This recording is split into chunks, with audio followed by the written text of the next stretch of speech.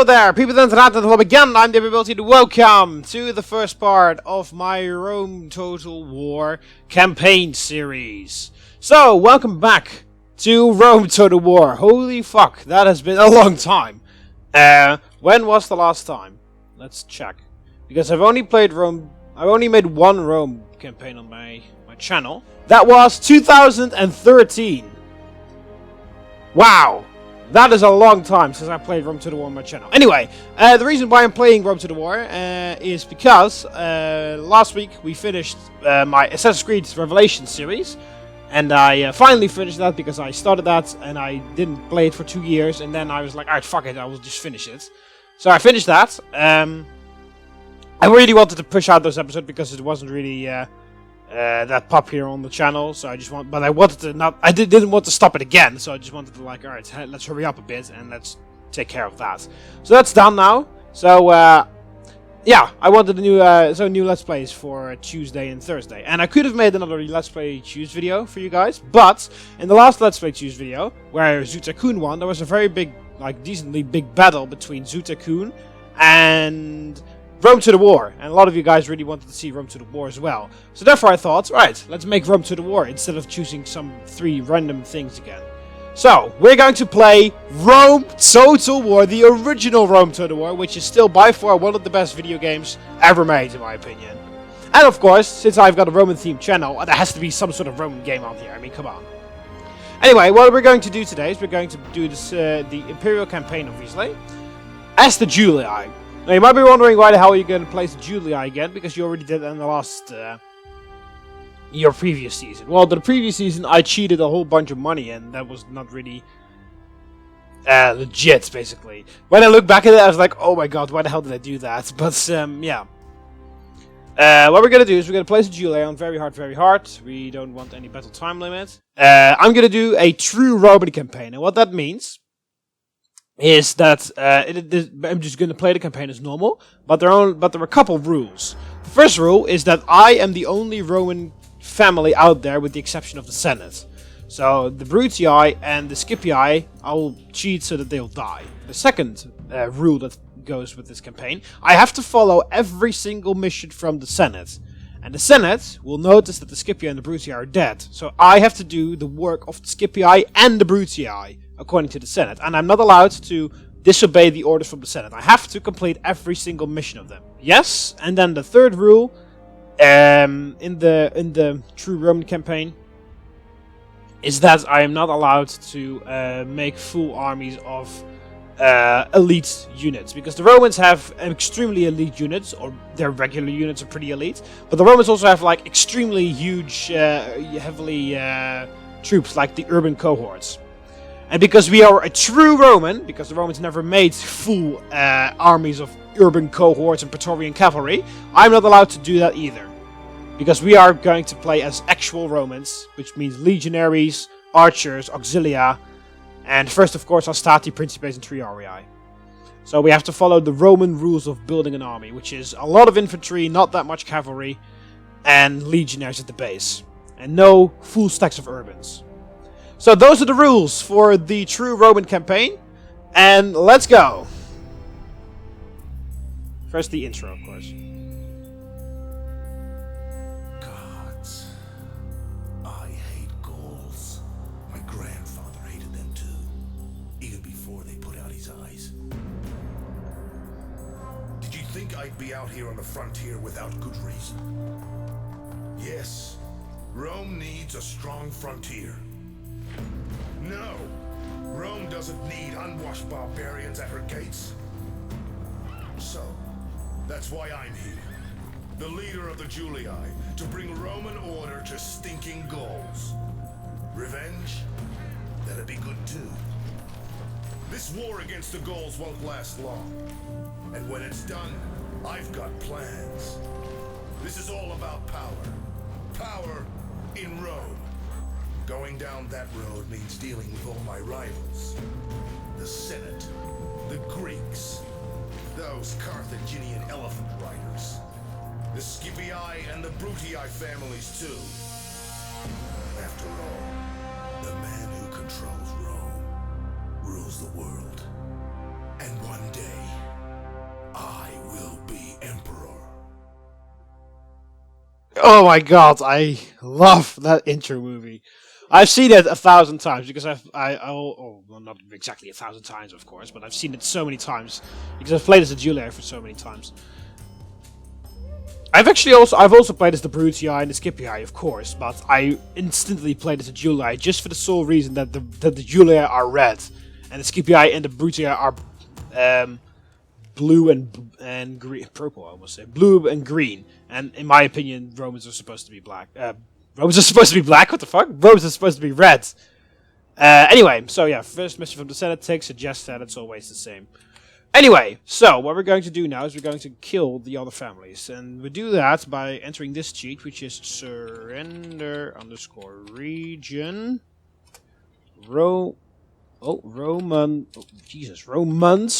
Romans_Brutii.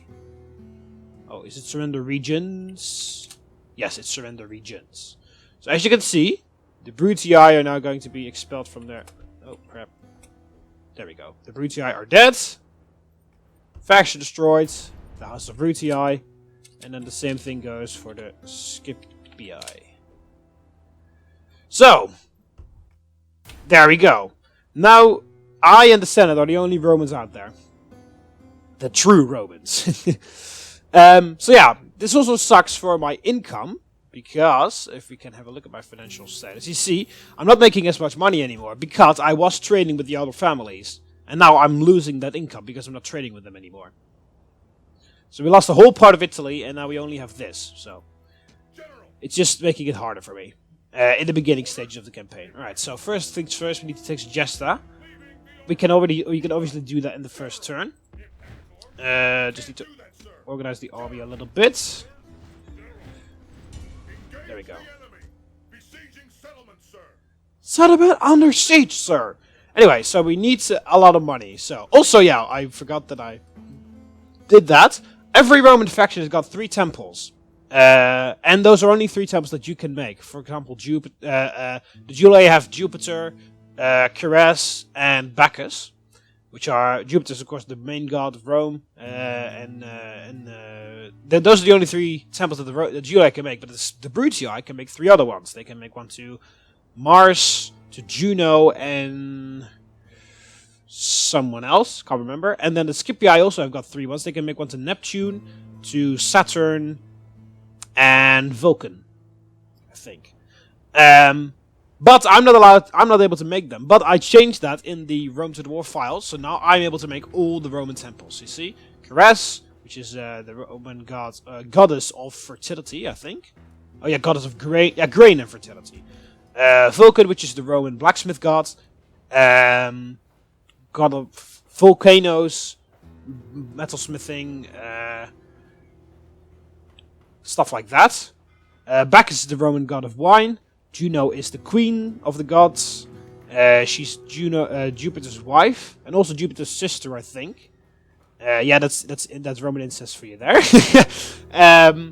She's the protectress of women, and yeah, queen of the heaven, wife, and sister. Yes, yeah, see, I remember that. Not even from this, but I just know Roman mythology. She's special protector of marriage and women. Okay, marriage. All right, Saturn is the Roman god of agriculture. Jupiter, and also he has some sort of like law thing in the game. I think he also has he's the god of time as well, or something like that.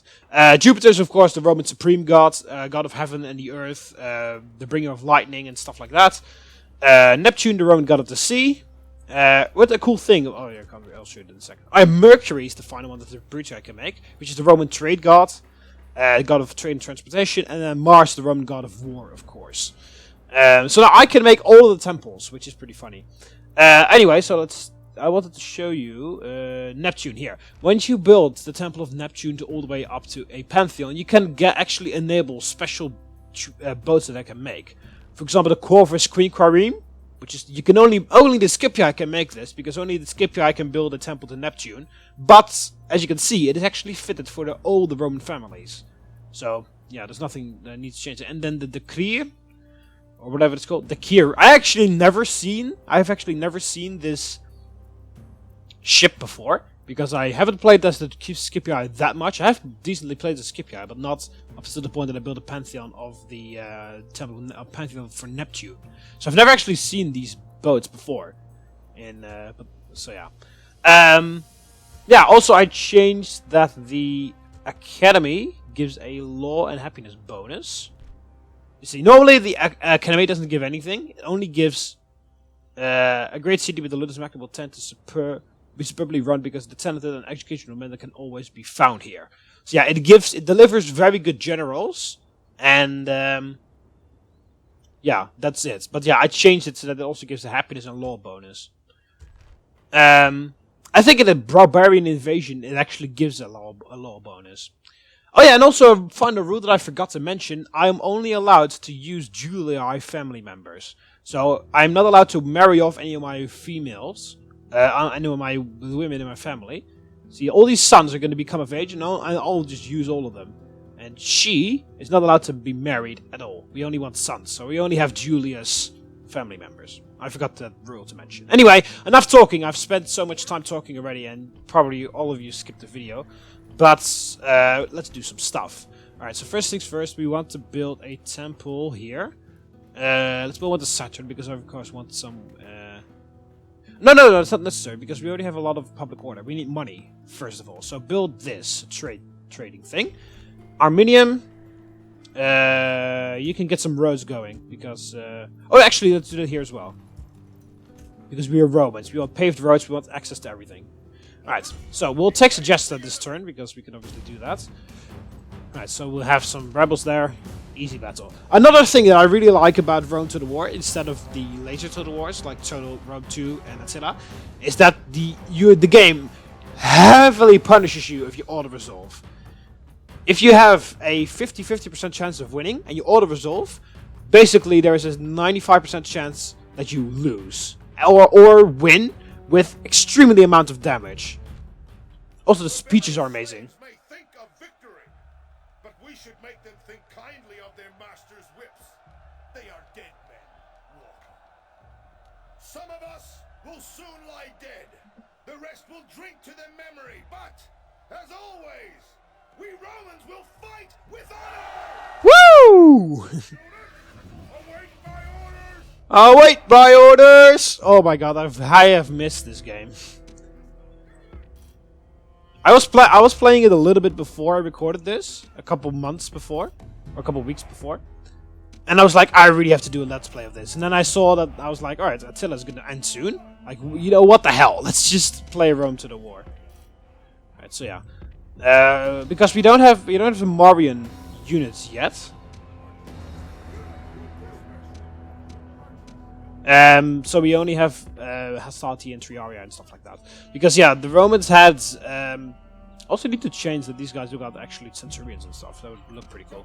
Because yeah, the Romans didn't start out with legionaries, of course, straight away. Also, the music in Rome to the War is a million times better. But yeah, the Romans didn't start out with legionaries straight away, obviously.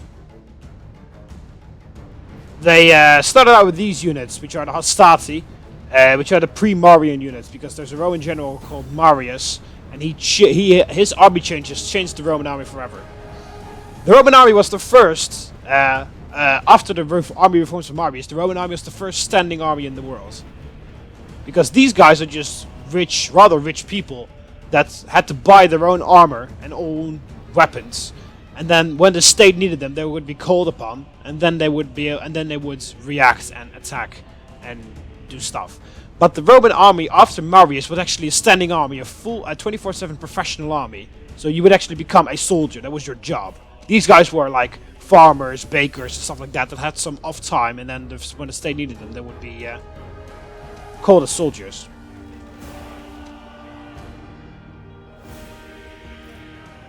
Actually, whoa. So yeah, but that's Roman history. Alright, so you guys fire the wheel. Throw your pile once they get in range. Also, I have to be careful of my archers and triarii, because I don't have any major cities, so I'm not able to retrain any of these. I am able to retrain the Hastati easily, but because I only need my militia barracks for that. But I can't retrain my archers yet. I cannot retrain my Triaria yet. I can't even make Principes. Alright, so how about you guys stand over there? You might be able to have a better shot there. Oh, never mind. Peasants are coming over. No, they're not. These guys are walking around. So we're gonna go for my general. Alright, so we can also use the Vettles because we can easily retrain them. So hurry your ass up here. Run. Alright, speed this up a bit. Also in Rome to the War, you don't have the replenishment thing. So your armies won't just automatically replenish. You actually have to bring them to a barracks where you can train them and retrain them. Oh, whoa, whoa, whoa, whoa. Death by Pele! There we go. There's a certain sense of greatness when you like win battles in this game.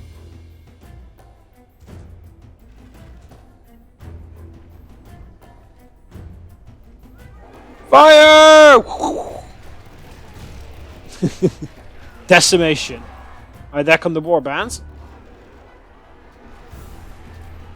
With the general. Alright, so you're all in defensive positions. You're not. Don't go defensive and attack. Alright, archers, cease fire. Oh, archers, get out of there. Oh, General, what the hell are you doing? Go there. There we go, killed him. Gods be praised. The enemy general is killed. Fear makes a home in our enemies' hearts. Alright, that's easy. Easy victory there. But that wasn't a surprise. The settlement is designed so you can take it on the first turn. All rebel settlements are, basically. Because I don't even think the rebels build up anything. They just get random stuff. It's coded in the game that they get random armies and stuff like that. So, there we go. And this day is clearly our victory. Also, the announcer in Rome to the War is a lot more amazing and enthusiastic than the one in Rome 2. In Rome 2, it's like, your armies are routing or something. And here, and this guy. Alright, Rome is conquered. It's occupied. There's barely anyone there. We got 5,000 denarii from the Senate. And we want to build the governor's villa straight away. But yeah, in Attila, or in Rome 2, it's like, your soldiers are running. This is a shameful display. So you immediately feel bad, or you feel pissed. I always feel pissed off when he says that. I want to punch that fucking advisor in the face. Every time he says that. But here, it says, but in Rome to the War, when you lose a battle or something, it says like, we narrowly lost, but there will be another day when we will have vengeance. And you're like, yeah, fuck yeah, we'll take them back. It motivates you. At least it does with me. Anyway, I think this episode, the only thing I've been doing is rambling on about how I like this game. But I guess that's alright. Oh, fuck me. No, I do not want to do that. Yeah, this guy's in the way. I can't do that here. I can do that in Medieval 2, when you can actually move them out of the way, but it doesn't really do that in here. Alright, so basically everything is done. Phoebus Julius is here. How much money are we making? We're making a lot of profit now, because Segesta is useful. And also Aratium is not making a negative thing again anymore. Alright, so can we change the... Alright, so we could... jack up the taxes here, so that these guys don't even lose any money, and that's just gonna be sweet for us.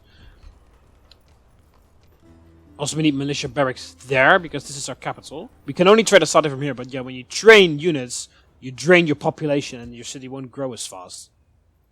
That's also a thing that's pretty cool about this game, this population stuff. Alright, anyway, it's the end of the turn. Alright, so the goals ask for trade rights. We're just gonna ask for map as well. The Gauls start out as the biggest faction in the game, I think. Alright, so the next setup mission is... Yeah, here you see, they want me to take the city of Medialana, which is the city of the Gauls. So as you said, I should take this mission for the glory of the Empire. For the glory of the Republic, it should say, because we're not an Empire yet. You'll be rewarded with a unit you can recruit. Okay, so we built the governor's house in Segesta, so now, as you can see, Segesta is a tiny Roman town.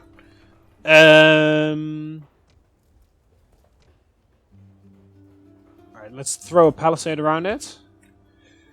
Alright, so we could reduce that here. We need some... Oh no, we don't need that. We need Town Watch. Town Watch are very good for maintaining public order as a garrison. They're not really good as actual soldiers. But yeah, I guess that's... I can understand that. Alright, so we can take it easy here. We've got 10 turns to do this. There's no rush. I'll send my spy out to see how the rest are doing. Usually the Dacians expand very heavily. I'll also send my diplomat out so that he can do stuff. So I'll train some soldiers, some Town Watch here in Arminium, and send them over to suggest to maintain the public order here. I could train these guys, but I want this city to grow very fast. Well, not really very fast, but I want the city to grow. So, also we need, after the roads are done, we are going to need the militia barracks here, so I already put it up in the queue. Because we want to train a lot from here, because this is our capital, we want to grow our capital, preferably. Also we need an extra army so that we can take the rest of Italy. What we could also do is actually take like cities like Capua and stuff and give them to the Senate, because the Senate never conquers anything. And I'm actually curious to see what happens when I give regions to the Senate, if they actually will accept at all. Because I've never done that.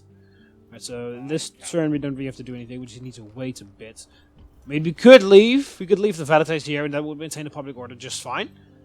But, yeah. As I said, there are 10 turns to do this, so there's no rush at all. Ready to ambush. Imperator! Right, so we trained some Town Watch there. We throw up a Rude Palisade as a Gesta. We found a gold spy, apparently. Right, let's build some roads here. Easy access. Right, so you get moving. Right. Oh yeah, also a thing here. Let's see, Senate offices. Yeah, they're not. These aren't even all the offices because we have because the other guys are dead. What I wanted to look for is the Senate floor. Of course, you would be rivaling with your other Roman families here, but of course, with this campaign, we don't do that. Here you can also see what the Senate thinks of everyone. So the Senate has, after due deliberation, decided these people are not to be considered friends of Rome. These people can be absorbed in the Empire Republic by occupying their cities. Imposing good Roman culture in place of their foul and inferior ways, by bringing them our gods, our laws, and our just administration. Their towns will become fine examples of our great Roman civilization. That sounds like the perfect interpretation of Roman propaganda, and I love it. Anyway, yeah, I don't really have anything to do, but just next turn we will be able to leave here. So. We should train that shit in advance so that I don't have to twirl all the time. Alright, so the training stuff in Mediolanum. Medianium, actually. So here's Euvavum, or whatever you want to pronounce that. Ah, for fuck's sake, the rebels in the way. Right, so there are 4 units there, but there are a whole lot. The green bar is pretty big, so I'm guessing that there's just a lot of warbands. Jesus Christ, look at how many rebels there are all over the place. We have to fight our way through. Actually, we need to push this guy out. Because he cannot pass now. So we need to defeat this first. I'll do that in a second. So we train those. We finish all the roads around all the provinces. So we will build one to Juno here. Actually, what's the end result of Juno? Bacchus, Vulcan, Juno. Public order happiness 25, public health 25, increased tradable goods, experience the... No, that's not really that great. This is the Saturn. It's alright. Vulcan, yeah, we owe...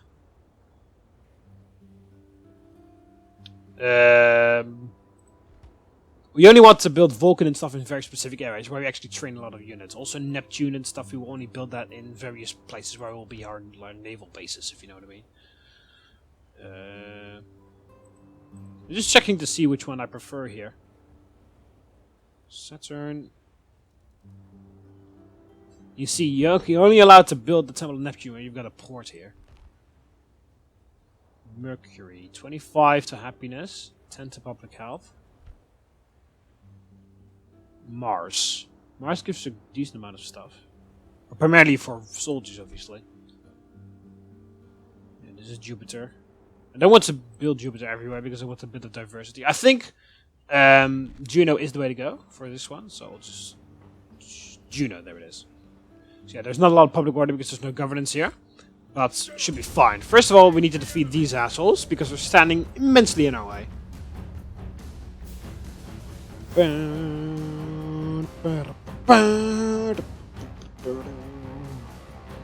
That's annoying because the rebels get random brigands that just spawn in all over the map. Over there stand the rebel slaves.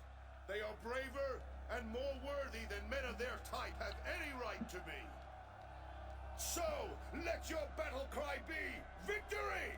Victory and glory to Rome! Also, it's pretty cool.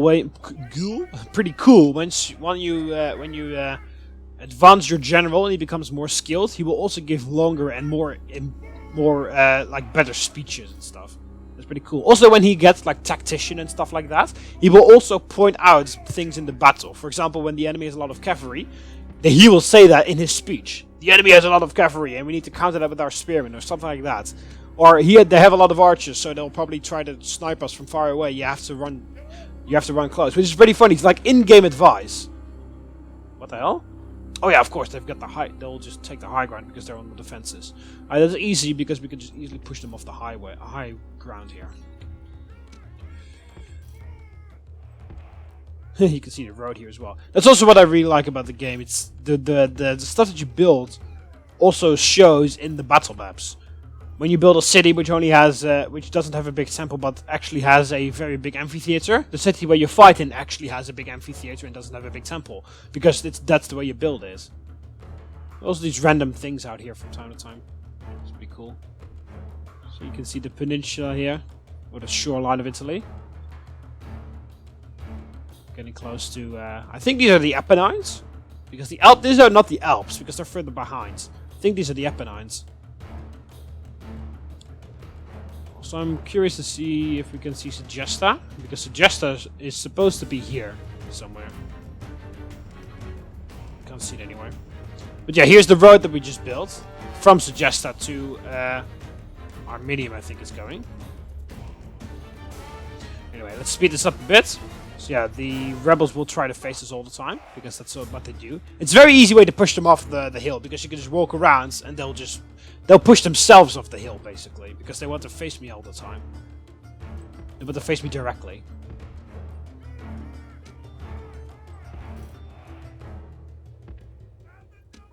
At the double! So yeah, I don't really want to use my Triarii. Not really necessary because they're only good against cavalry and they don't really have any cavalry.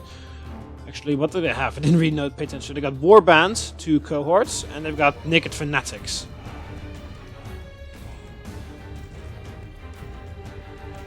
Alright.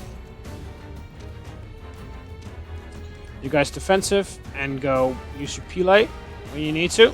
And spread your line out. Oh, you have to hurry up though, because naked... Okay, never mind. Alright, so yeah, archers shoot the naked fanatics indeed. Because the naked fanatics have a very high attack, but not just a big... But they're a small defense because they're basically naked. Let's take a look, actually. So they got a attack of 13 and a defense of 7. Compare that to my guys, who only have an attack of 8, but they've got a defense of 15, so they got a better defense. Because of course they're much more well armored. Yeah, these guys can go in a frenzy and they just fucking destroy everything. Especially my Hastati because they're not that great. Fanatics. Triorii!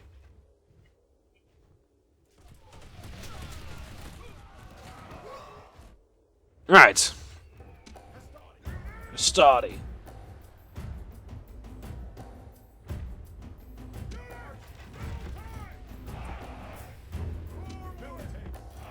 This is also something that looks amazing. Not only in this game, in Rome 2 as well. When you slowly let your Roman soldiers march to the front.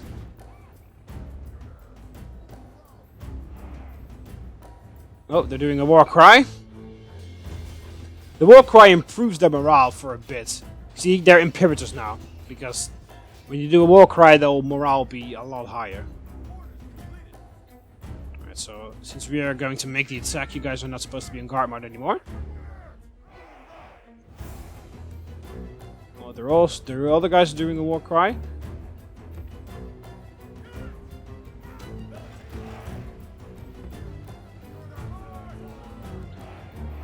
They just sit there because they're on the defenses. So yeah, we'll just stop here and throw our pile. Or not, because they're not close enough.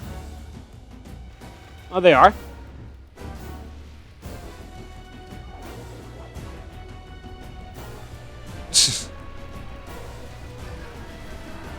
Those naked fanatics get absolutely destroyed.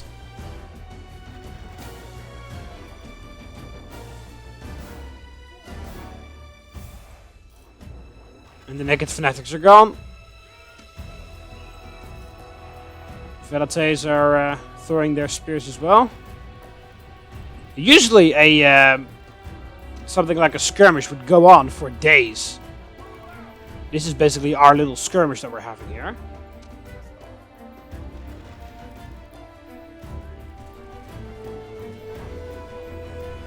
We're just skirmishing away.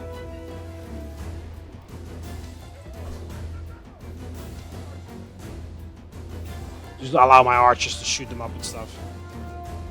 Alright, stop. Stop. Alright. Charge! Yeah! For Rome! Alright, the general can flank around.